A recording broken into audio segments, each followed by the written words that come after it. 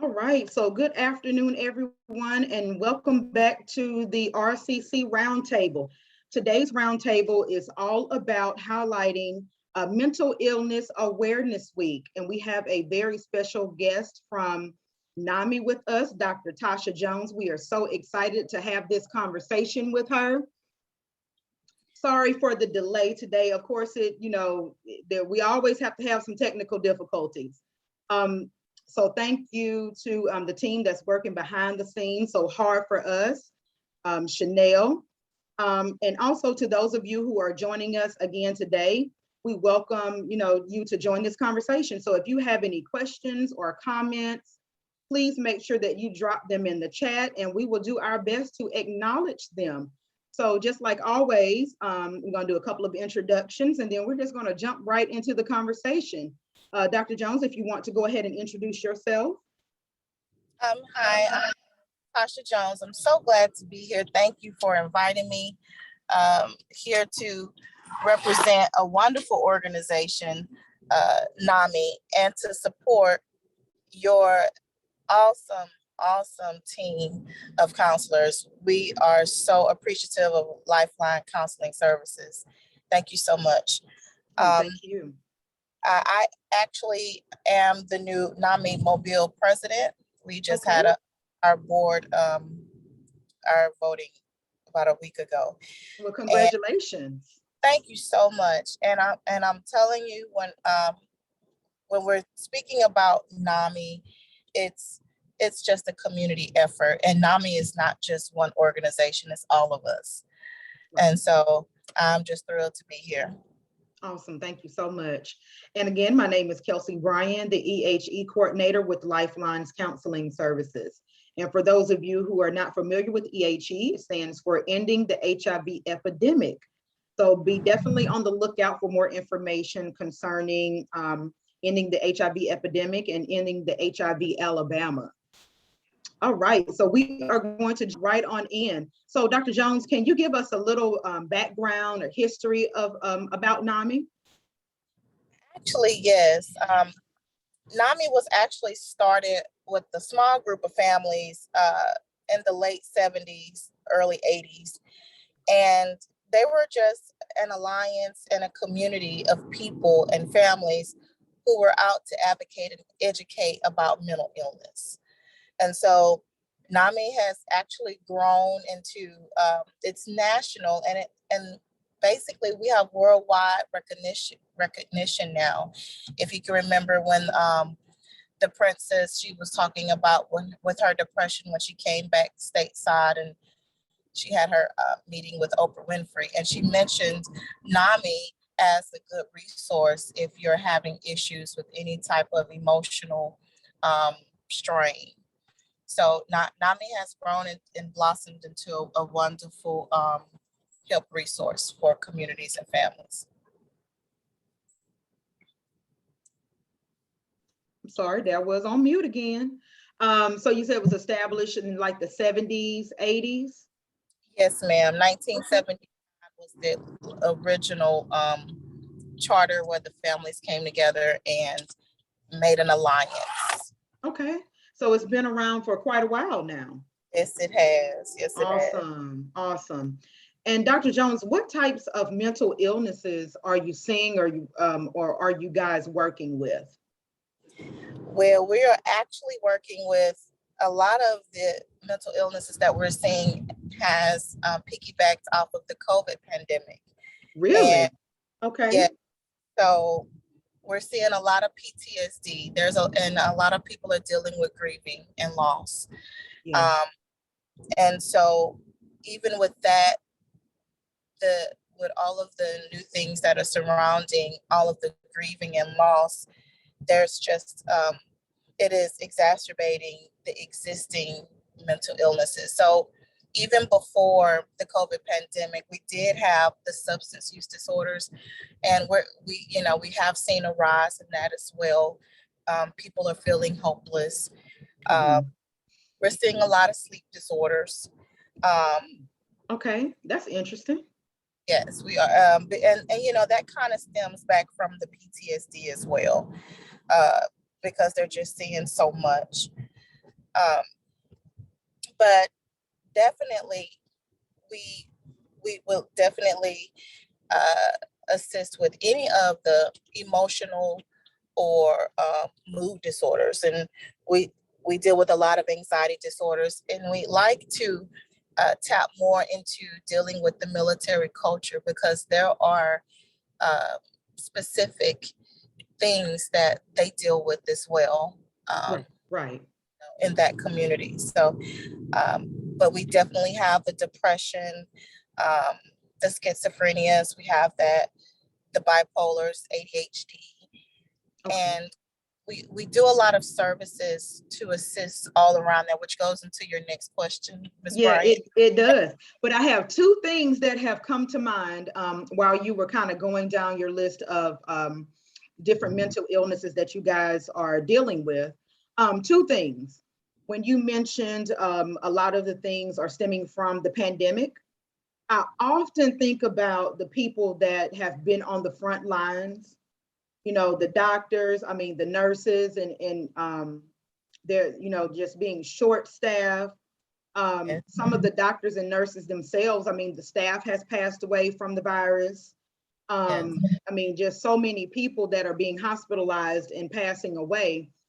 Yes. I often wonder, you know, are there any like crisis lines or support groups that are in place for these frontline workers?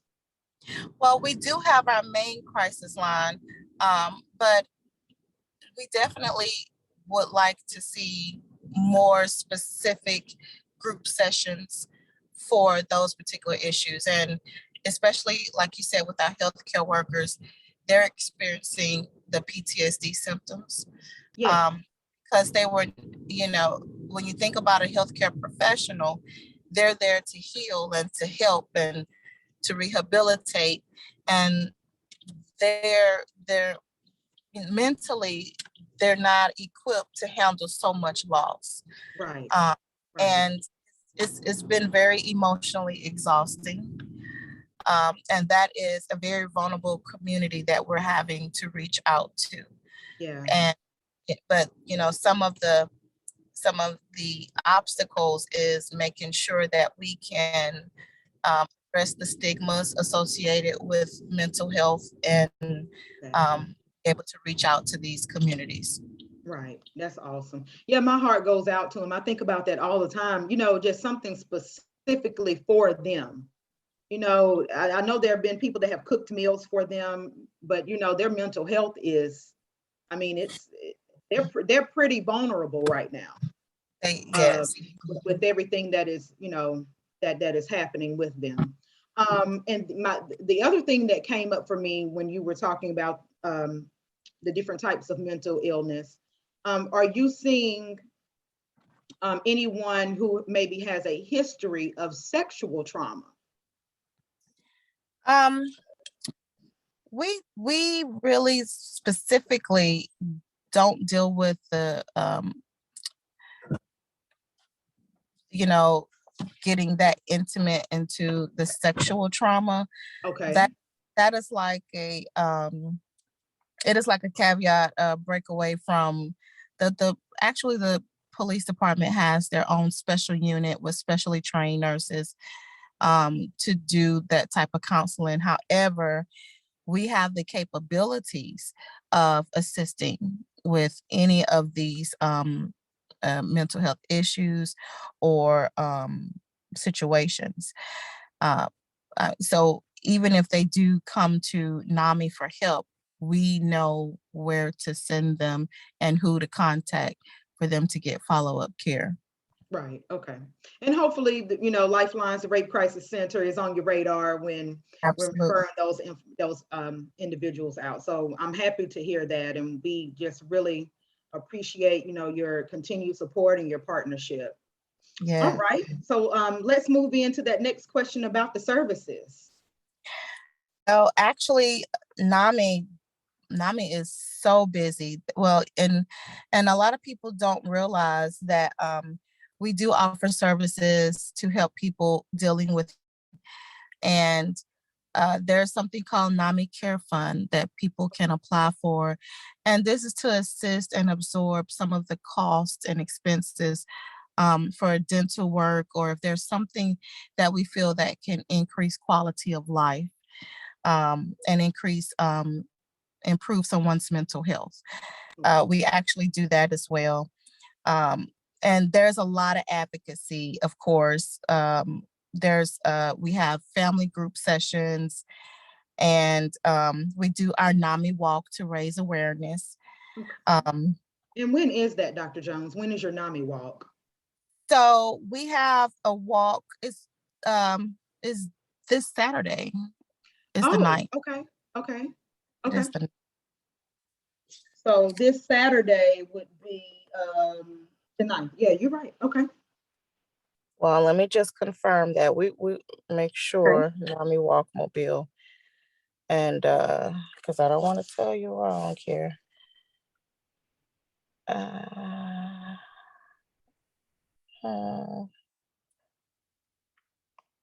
I'll get back with you and confirm that date. Okay, yeah.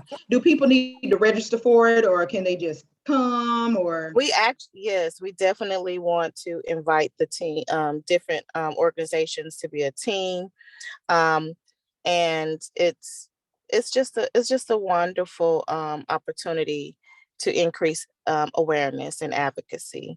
Awesome. It's just a wonderful tool.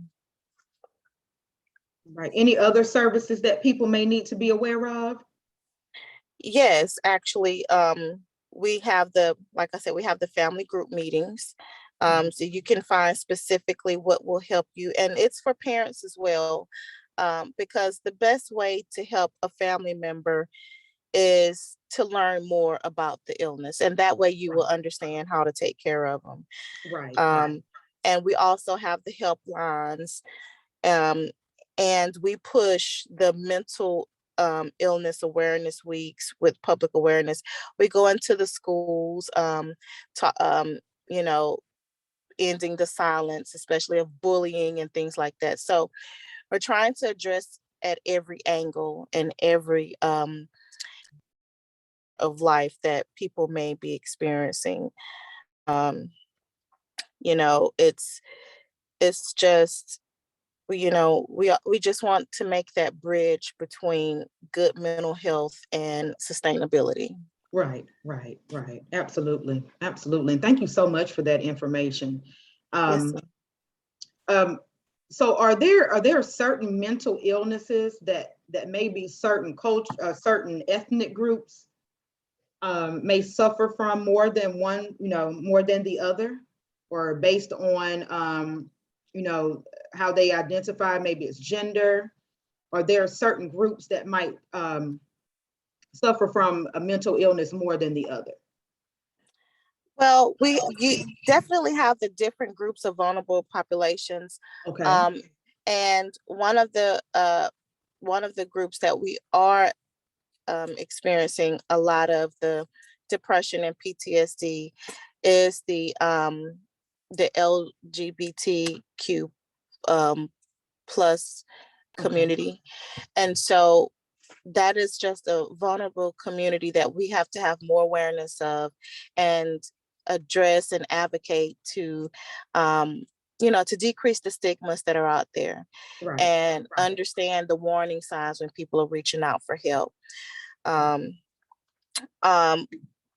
Typically depression, it has no gender or age.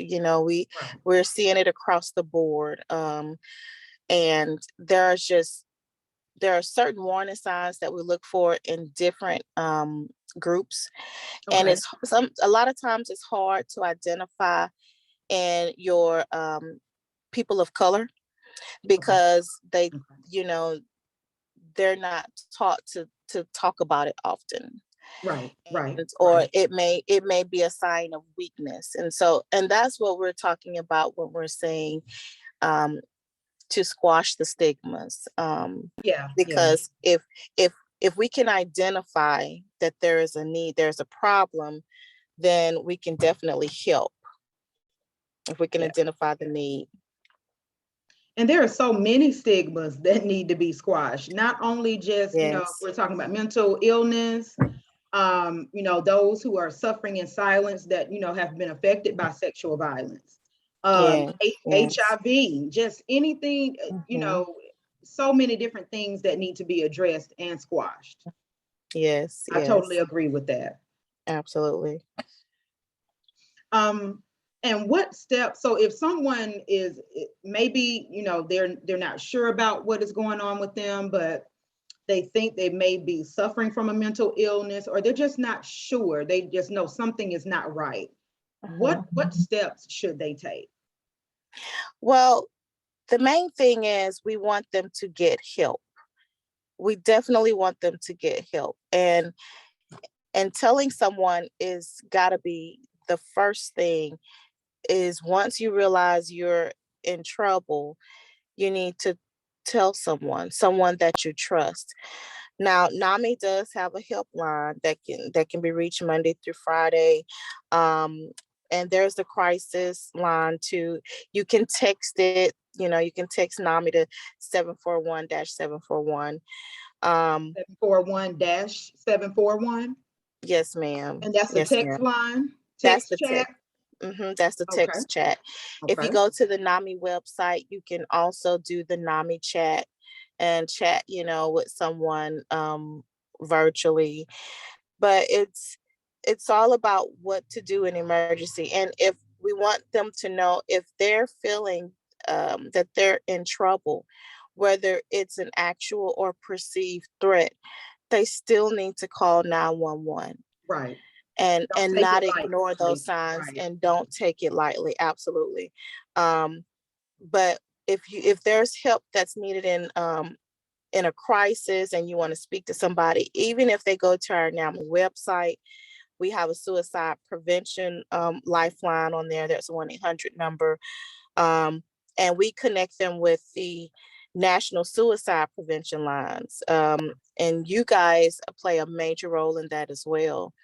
And we're just we're very grateful for that. Now, for your sexual assaults and things like that, if they're going through issues with that, they can also find that national domestic violence line on there too. Okay. So all of these hotlines are listed on the NAMI page, and it's a great resource for And Dr. whatever. Jones, what is that website? What is it? So it is NAMI.org, NAMI.org. All caps? It's not cap specific. Okay. NAMI.org. Okay, great, Yes, great. So ma'am. they can go on that page and find all of that information that you just stated. Absolutely. Okay, awesome, awesome. And I'm hopeful that, even though we might not have anyone in the chat right now asking questions or anything like that, that this information will definitely help them or help guide them in the right direction. Absolutely. And we're always looking for people who will help. You don't have to have a degree in mental health or in psychiatry. And if you're just willing and available to go through a little help course, we can definitely use more people to reach out. And you would be surprised how much the community look forward to that, because they want to speak to someone who has regular issues like them, because it's about feeling accepted and feeling normal. Right. And some of the stigmas that we need to avoid is saying the words crazy and Right. Yes. and being negative, things like that. And why would you say that? Or it's always a way to let someone express what they're going through, how they're feeling. Right. Absolutely. And I heard you mention, not saying the word crazy. Is there any other verbiage that we just need to shy away from when we're dealing with someone who is dealing with a mental illness? Are there just certain phrases, certain words that we should just not say or just not use? Absolutely. And things that may infer that it's the person's fault that they're going through it. Okay. You don't want to make someone feel like they're the cause of what they're dealing with, and that there's not help or hope out there. So and most of the time when someone is going through a crisis, they really need a listening ear. Absolutely. And listening is therapeutic, and it is something that a lot of us need to make sure that we do more of. I totally agree. Absolutely. Are there any other pointers or information you can give for people who, I think you kind of mentioned some earlier, for family and friends who may have loved ones, that are dealing with mental illness? How can family members and friends support those that are dealing with mental illness? One of the biggest things to show support is your presence. I just feel that, we show our support at basketball games and all the other things like that. Right. Well, it takes a lot of energy to manage your mental illness, and it takes a team, and they need a lot of support, and we all do. And when we mention the word mental illness, all it does is covers the umbrella of, if you're having issues with your feelings or mood or things like that. It in no way means that you're incapable of coping with things. It just means that you may need some support at the time. Right. Absolutely. Yes. So that is one of the things that we just have to be careful when we're dealing with issues of the heart and of the mind, and what people perceive is threatening. Right. Are you seeing an increase with like teens and adolescents when it comes to mental illness? Absolutely. And they're dealing with the same COVID PTSD as well. They didn't have a normal school year. No, they And didn't. a lot of them look forward to the culmination of their entire school with graduating. And so things looked a lot different the past holidays, and things looked different the past two graduations. And now they're having to choose who can attend. And some of them, unfortunately, have lost their parents or lost someone that's close to them. And, and even before the pandemic, we did still see a lot of depression and a lot of children who are going through things. And a lot of them are having to run their house. And if they have a parent who is going through some type of substance use disorder, that affects everyone. Absolutely. It sure does. It affects everyone. And we just want to make our presence in the schools, especially with, giving support to the counselors in the school, because this work is never ending. And we've got to make sure that we're available for the support of the teachers having to deal with, all of that, and make sure they have the support that they need to understand how to deal with certain people when they're going through crisis. Right. Absolutely. Well, this has been great information, and I know someone is going to be able to utilize it. So, for those of you who are viewing us, who have joined in the conversation today, make sure that you go, if you have any, if you're just looking for some support, if you or a loved one may be dealing with or suffering from a mental illness and you need more information, please visit nami.org. So all of the information that Dr. Jones just talked about will be on that website, and that is nami.org. If you that are viewing, or again, a loved one is suffering from a past sexual trauma, if they are looking for counseling, anything of that nature, please do not continue to suffer in silence. Okay, whether it's mental illness, sexual assault, whatever you are dealing with, please do not continue to suffer in silence. There are people that are equipped, ready, willing, that want to support you. Please know that these resources are here. We are here to help you. So that number, we have a 24/7 crisis line as well at Rape Crisis, and that number is 251-473-7273. Please do not hesitate to reach out to either Rape Crisis or Nami. Again, we are here to support you. We want to support you. We, like Dr. Jones said, we are trying to squash all of these stigmas. So many things holding people back. Mm-hmm. We want everybody to be great, to be victorious, to be free. So please utilize these resources if you need them.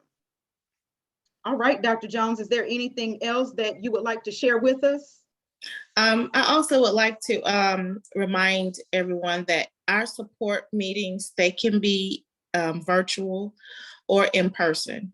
Okay. And the meetings take place at Spring Hill Baptist Church Activity Center. Okay. And you know, you can register at namimobile.org, and that just puts you into our under our umbrella, so you can know what's going on in the city that's close to you. And most of these all of these meetings are peer-led support groups. That's beautiful. So yes, and that way, because the biggest deal with stigmas is the unknown. Right. And the more that we can educate and advocate and people understand what's going on, then I think it will decrease the stigmas and it will open the door for more people to seek help. Right. Because they won't feel isolated and disapproved for having these issues going on. And we're all impacted at some point in time with some type of mental illness. Our mental health is very important. Yes, and we've got to address and reach out to those who are having poor mental health as if they were having poor medical health. So right. It's all the same, you know, and so we definitely want to impact the mental health conditions of families, and that will improve their quality of life. Absolutely. I love that. And I know there's someone that is on the live today that needed to hear that. Mm-hmm. Absolutely. Either they needed to hear it or they needed to take that information back to someone else. And I want to correct myself. Our movie day is this weekend at the Medal of Honor Park. We have our annual family movie drive-in, and it's a drive-in, and it's another advocacy and awareness time where we you know, we get a chance to interact if you do want to interact and give information on the services that are provided in Mobile. And it's Saturday, October 9th from 6 to 8. And they're going to be showing the movie on the big screen called Soul. Okay. And it's just something fun. Yes, it's just that cartoon is something fun for the family to enjoy. And it's on us, it's on Nami, and we're just wanting to reach out to the community. Now, our Nami walk it'll be in April. It's usually in April, and those details will be coming out very soon. And you can join Nami as an individual or family, and we have a place for you. We have a board of directors who are just into everything, and they are here to reach out to the community and support our organizations such as yourself. Lovely. I love that. And I hope everybody, I hope the families really do take advantage of the movie night and get out, get some fresh air, just kind of interact with some other people that actually, they may be able to relate to, and just kind of let their hair down a little bit. Yes. There's so much going on. We all need a chance to kind of just relax and let our hair down. Yes. Well, Dr. Jones, it has been an absolute pleasure. Thank you so much for taking time out of your busy schedule to share all of this great information with us today. Thank you so much for having me. Yes, ma'am. And for those of you who joined us on the live today, Take good care, and we will see you on the next one. Have a good one. You too. Thank you.